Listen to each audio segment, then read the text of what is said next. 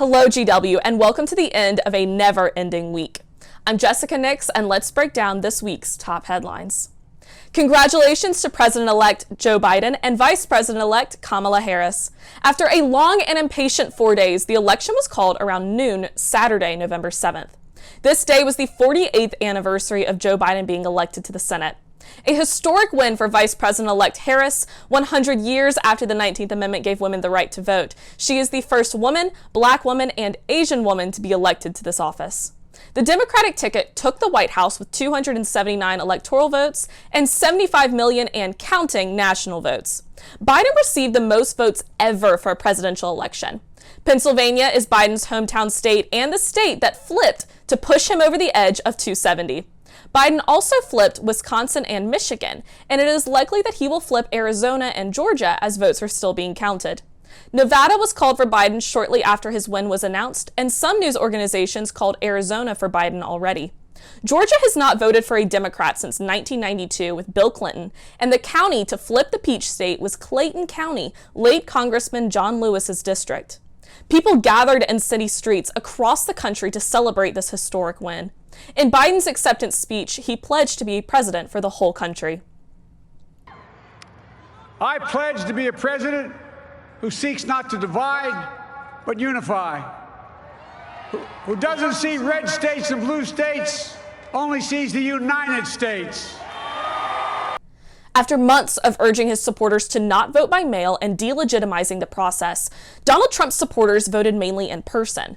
On election night, many states were leaning red, including in Pennsylvania and Georgia, until absentee ballots were counted as the weeks continued.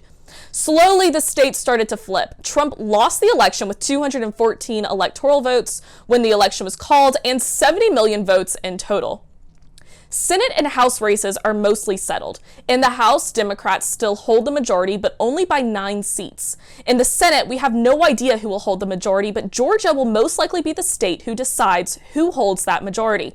Here is Emma Noel Dyer-Mahaldo breaking down what happened in the House and Senate. Thank you, Jessica. This past week, the entire world watched as more than 160 million Americans voted to decide what the next 4 years will look like. The fight for president inspired record turnout and resulted into one of the most hectic and exciting elections that the country has ever seen. While President-elect Biden's victory took the main stage, the emotion surrounding congressional and state races was still very much present. The Democrats were eager to maintain their majority in the House of Representatives and to potentially take control of the Senate. The Republicans were fighting to overturn the blue wave of 2018 and to fend off the highly funded challengers of powerful incumbents.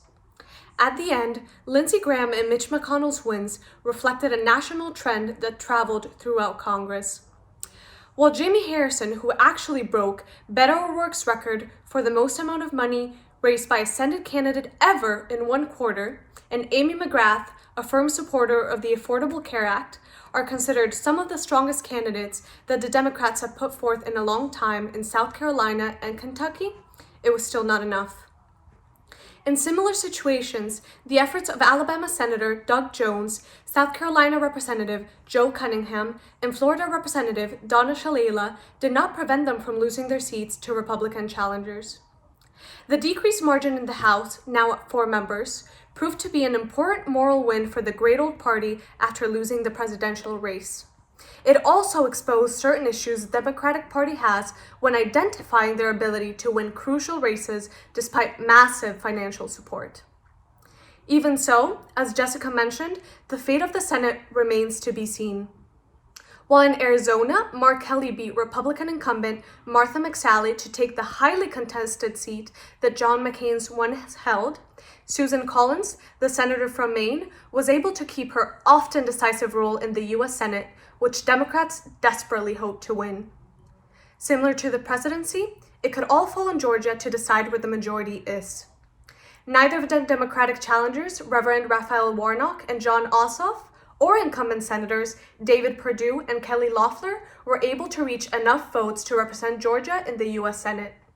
If Warnock and Ossoff win the runoff election on January 5th, the Senate will be 50-50, which means Vice President Kamala Harris will be the tiebreaker. Despite the current political divisions in the country, there are victories that all Americans can celebrate. A record-breaking number of women will serve in Congress, with 131 seats being the highest it's ever been. Mondaire Jones and Richie Torres, who will represent New York in Congress, became the first Black gay men to be elected. Democrats Sharice David, Kaika Haley, Deborah Haaland, and Republicans Tom Cole, Marwayne Mullen, and Yvette Herrell make up the highest number of Native Americans and Native Hawaiian to win seats in the House of Representatives. At the state level, Sarah McBride, Maury Turner, and Cori Bush also broke barriers to become the champions of Delaware, Oklahoma, and Missouri. The question remains if the Democratic Party will control all three branches. But it is certain that the excitement surrounding what the U.S. government will look like for the next couple of years will not stop anytime soon. Back to you, Jessica. Thank you, Emma Noel. Donald Trump lost the election, and it looks like Biden will only widen his margins as more votes are counted. When the networks called the race, Trump was playing golf in Virginia. If the past 4 years have taught us anything, Trump will not leave or concede without a fight.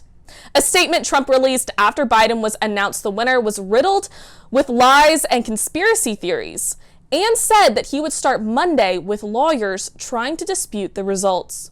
Trump gave 2 speeches while counting was going on this past week. Both of these were trying to delegitimize the integrity of our elections. The Trump administration filed lawsuits during the week to dispute absentee ballots, including in Pennsylvania, Michigan, Georgia, Nevada, and Arizona. Judges dismissed almost all of these for lack of evidence. More lawsuits may be announced as the weeks continue, but we can guarantee that Trump will try and fight the results and continue to dispute the results. The American people have spoken, and Joe Biden will be our 46th president, and Kamala Harris will be our vice president.